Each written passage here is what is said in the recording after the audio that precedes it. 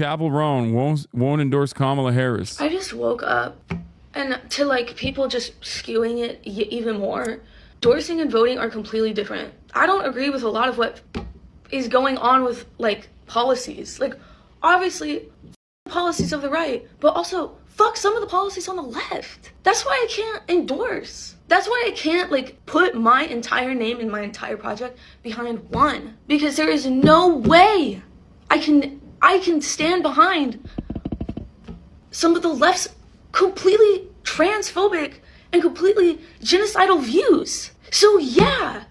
She's saying like the Democratic Party. There are huge problems on both. You know what is right and wrong, and so do I. F Trump for real, but f some of the shit that has gone down in the Democratic Party that has failed people like me and you. And more so, Palestine. And more so, every marginalized community in the world. So no, I'm not gonna settle for what the options that are in front of me. And you're not gonna make me feel bad for that. So yeah, I'm voting for fucking Kamala. But I'm not settling for what has been offered, because that's questionable. It's questionable that our actions of our government, the actions of the internet, the actions of you and me. If this is what you are not understanding, you know what?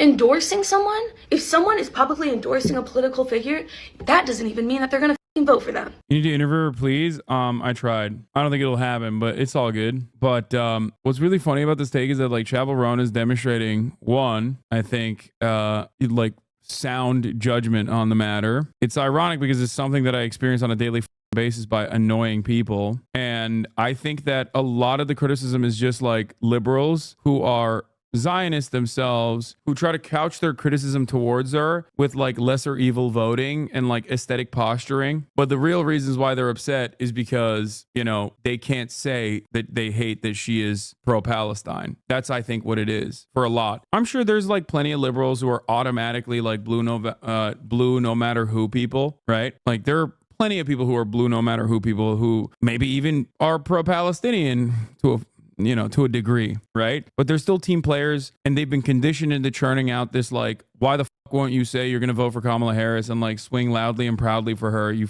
piece of shit.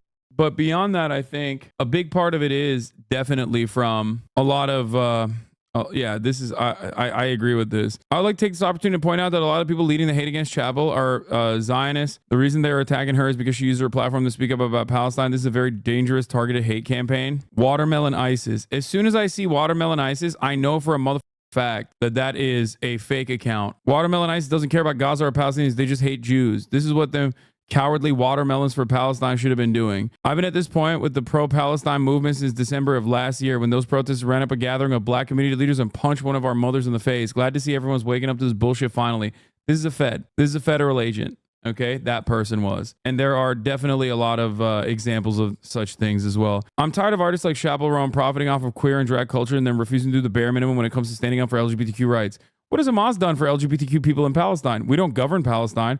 Why should Americans vote based on how Hamas treats Palestinian LGBTQ people? The left's ability to not comprehend basic political skills and expecting a presidential candidate to not condemn supporters of a terrorist group must be studied. Talking about pro-Palestinian demonstrators there. I'm sorry, but there's no defending this. Guaranteed this guy uses Zionist as a slur. Noah Schnapp isn't a bad person, and wishing death upon him isn't okay. Most Americans are pro-Israel. He had to say that. Apparently the Uyghur genocide and sending arms to Israel are equally bad now. Biden isn't weak on Israel. He's just not overreacting like someone like you would. Chappell Roan is an embarrassment to lesbians because we support Israel in this house. Like, I think that straight up, a lot of the resentment towards Chappell Roan saying like, I'm not comfortable full blown endorsing Kamala Harris because of her positions, like undying loyalty and commitment to continuing Israel's genocide. I think that a lot of people are masquerading as people who are like genuinely concerned about Chappell Roan's statements about the Democratic Party. But I think personally that they are, what is this? I didn't even get to the other side of the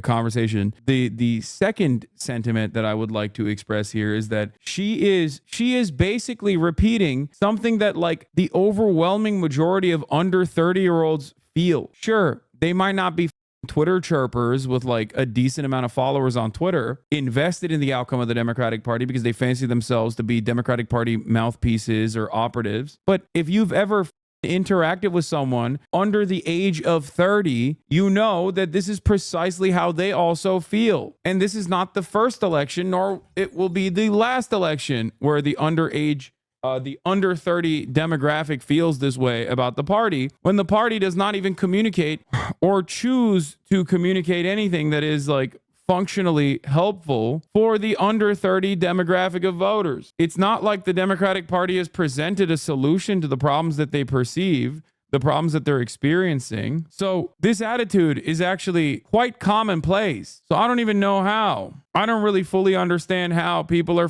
yelling at her over this at all.